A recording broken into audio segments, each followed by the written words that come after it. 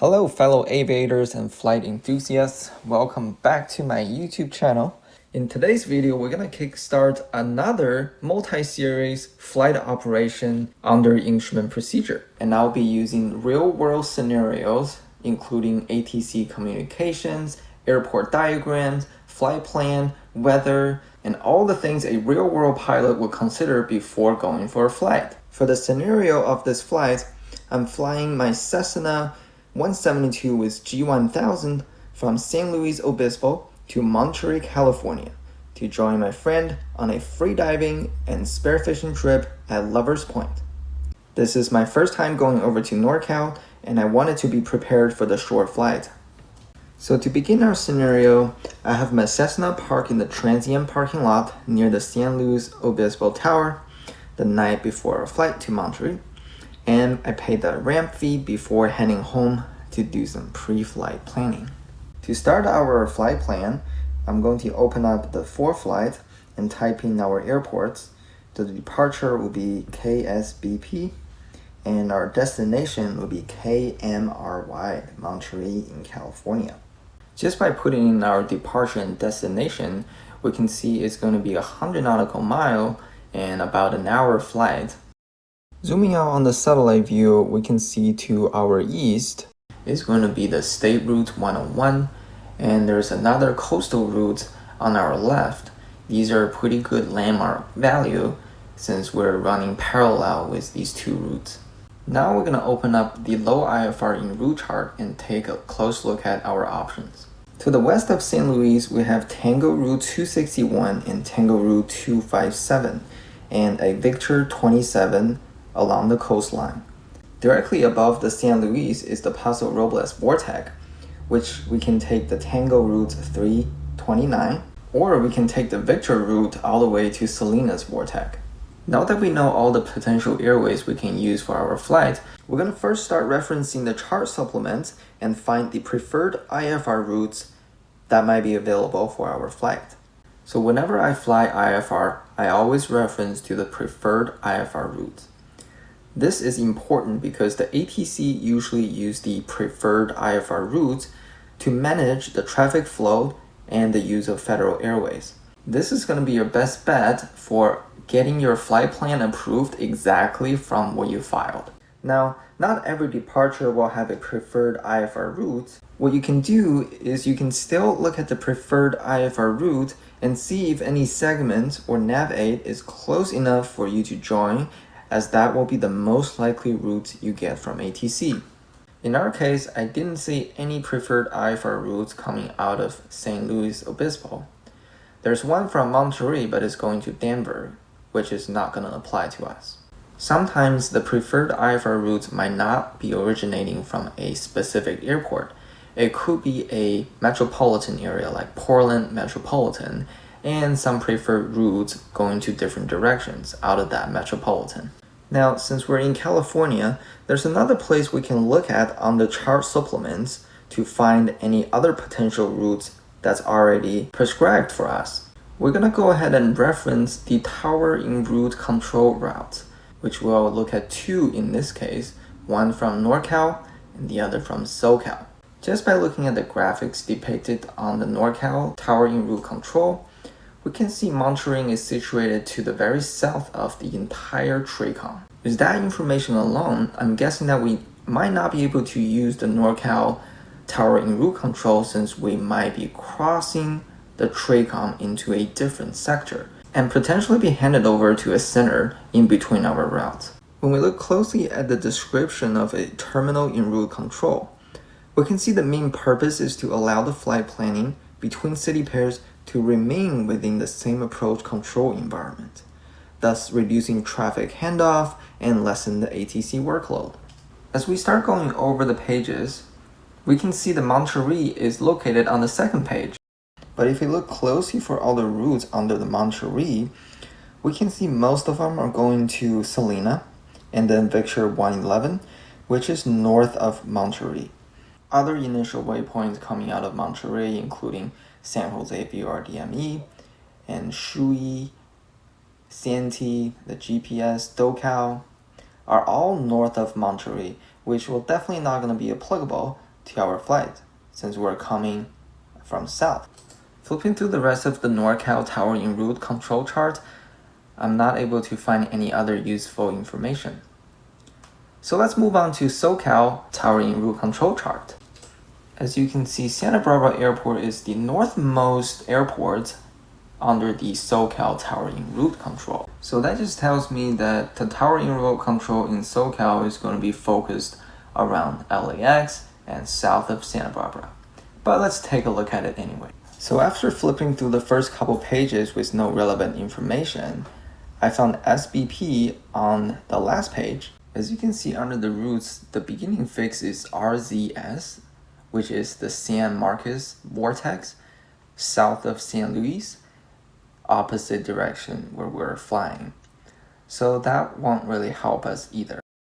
Continue on to the next page, we find the same story. As you can see, all routes starts from San Marcos, so we can rule out this page as well. So after looking at the preferred IFR route and the Tower Enroute Control chart, we're not able to find any routes that would be appropriate for our flight. We do, however, have one last place to check to help us planning our route. But before we look into the last place, I usually like to come up a flight plan on my own and to compare it. Coming back to our low IFR chart, we can see a huge portion in between our destination and departure is the MOA, and in the center there's also a restricted area as well. So definitely when we're planning the route, we'll want to avoid that. Since I don't like the idea of single engine flying over the ocean without anywhere to land, I'm gonna eliminate the airway to our west. Looking to our east, I do like the idea of going on the Victor 113 to Paso Robles vortex and join the Tango Route 329 to Alcoran and Tango Route 259 to Salina. As I'm looking at the chart, I also noticed that we can use the Victor 25 from Paso Robles, go direct to Salinas as a shorter route. Either way, I'm pretty happy about it since we have airports along our flight plan, in case of emergency, of course. As to how we're going to join the initial approach fix in one of the approach procedures in Monterey, we can fine-tune that later. But as of right now, I'm pretty happy with what I come up with. And let me show you the last resources we can use to help us find a perfect flight route. So if we open up the flight plan function on top of our for flight page, we can look at the route advisory and see the most recent cleared routes from ATC. And looking at the first one, I can see Paso Robles vortex and the wiggle on our route, and it has been cleared for 497 times, and the most recent one was cleared today. And the second option is over to the ocean, and the third one is back to the east side using the Victor 25 to wiggle, and then another from Paso Robles, Sardo, wiggle, Victor 25, and we have less popular routes down below. So let's focus on the first one since it's been cleared almost 500 times. So coming back to the low IFR chart, we can see the flight route is going to be going over to the east of the MOA. It just touched a little bit on that MOA and a restricted airspace. But since we're going to be flying on the Victor 25, with ATC will definitely help us out. If the MOA is hot, probably get vectored out to east a little bit and join back. So we're not too worried about that. So right now let's move on to the taxi diagram at San Luis Obispo. Since this is going to be our home base, I'm pretty familiar with the operation in this airport. We're parked at the transient parking, which is right next to the tower. And there's literally only one taxiway that we're going to use, which is Taxi Alpha. Depending on the wind, we might go for runway 29, which is usually the standard departure for IFR procedure. And if we do end up departing on runway 11, I know there's a departure procedure will still take us to Paso Robles vortex. So looking over the departure procedure, we're going to start with Avila 4. So this one is going to be departing runway 11, and it's a very popular departure procedure for southbound departure to Los Angeles, Santa Barbara. And as you can see, this is only for runway 11, and the rest of the runway is not authorized. So we're actually going to move on to creep 3 departure, since I'm pretty sure tomorrow is going to be this procedure. Looking at the creep 3 departure, we're actually going to climb via the San Luis Obispo localizer back course, and this is going to be the standard instrument departure for runway 29. Follow the localizer to creep, we can turn right inbound to Paso Robles Vortex and be on our way. Looking at the Wayner 4 departure, we can see this is the standard departure for runway 11, and it does have a transition at Paso Robles Vortex. Alright, so now let's move on to our destination at Monterey Regional. Since this is a brand new airport that I've never been to, we're going to look at all the approach procedures offered at Monterey Regional. An easy way to look at the approach procedure at Monterey is actually to go over the procedure tab and just click the approach. We can see there are 2 for runway 28 left. Let's check out the localizer 28 left, since this is going to be the most convenient way for us to shoot the approach. And looking at the initial approach fix, now I can see why the ATC approved for the wiggle, because that would be the initial approach fix for localizer 28 left. So this looks pretty promising. Let's look at the other approach plate, the GPS 28 left. It's the same thing, initial approach fix at wiggle, then to Hixard, and join the procedure. Alright, let's look at the ILS runway 10 right. So this one is going to be flying over to Salina Vortex and westwards over at the ocean to join inbound. So the localizer will probably be the same approach plate, but I wouldn't really prefer this one since we're going over to the ocean. Let's check the localizer 10 right to make sure. Yep, it's the same approach plates over Salina, join to Z-bed, turn inbound. Alright, let's go back to the procedure plate and see if there's any extra plates we missed. Alright, seems like we have a special visual approach, raceway visual for runway 28 left. So this is going to use the localizer as a guide for the runway 28 left, and another way to enter this approach will be over at Salina's Vortex. So we'll definitely know by tomorrow once we get closer to Monterey Airport and tuning in their weather to see which instrument approach procedure is in effect. And now let's go over to the Notams at Monterey Regional to see if there's anything that we need to be aware of. Alright, looking at the future Notams, it seems like the main runway is going to be closed in 4 days. So that's not a factor for us. Followed by that, it seems like the Monterey radar is going to be out of service in 3 days. Interesting. And looking over at the current Notams, we have the instrument approach procedure amendments for GPS, and the next one is also going to be instrument procedural amendments for localizer 10 right. And it says autopilot crew with approach not authorized. Not a factor for us since my top choice for the approaches would be 28 left instead of runway 10s. Alright, going over to Enroute and center Notams.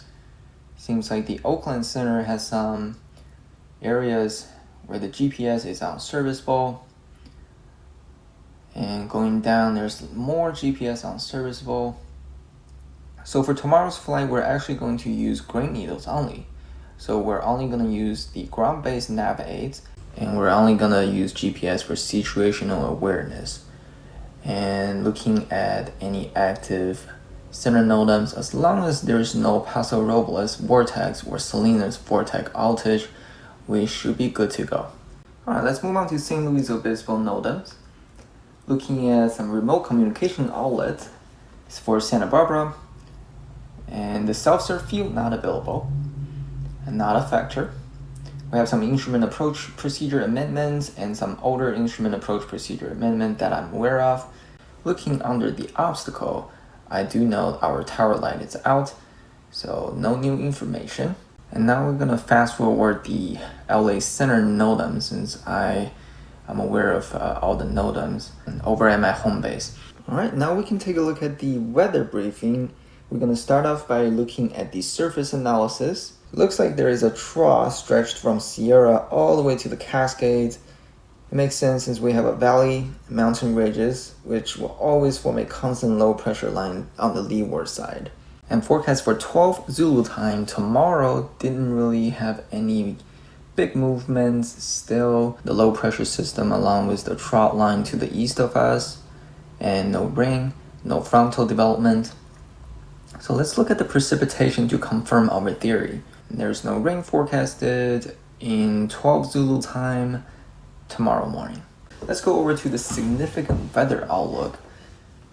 For 12 Zulu time tomorrow morning, there is some marginal VFR and the turbulence up north in California, some IFR up north in Oregon, and freezing level is above sea level, and the freezing level in our area is above flight level 120, so no factor. Looking at the convective outlook, there's no thunderstorm around us. Cloud coverage for early morning tomorrow showed some overcast along the coastal areas, so it's going to be sky clear for us throughout our flight. Moving on to 12 Zulu time, which is closer to our departure time, we can see it's going to be sky clear in the mainland and overcast around the coast. Looking at our surface wind analysis chart and zooming in on the west coast, we can see in the central California there is a wind counterclockwise in a circle. That indicates a low pressure system on a small scale, but it shouldn't be a concern since there's no moisture in the center California in our region. Moving over to air mat. First off, Sierra, there's no IFR or mountain obturation in our area. And the freezing level shows flight level 120 in Central California, no factor. And the icing probability forecast didn't show anything in California. AirMat Tango didn't show any turbulence in our flight area, so we should be good to go. Alright, I think all there is left is just to pack my spearfishing gear and have a good rest for tomorrow's flight. I will see you guys on the next video, which will be departing from St. Luis Obispo, and see if all the effort we put towards our pre-flight will pay off. Thank you for tuning in.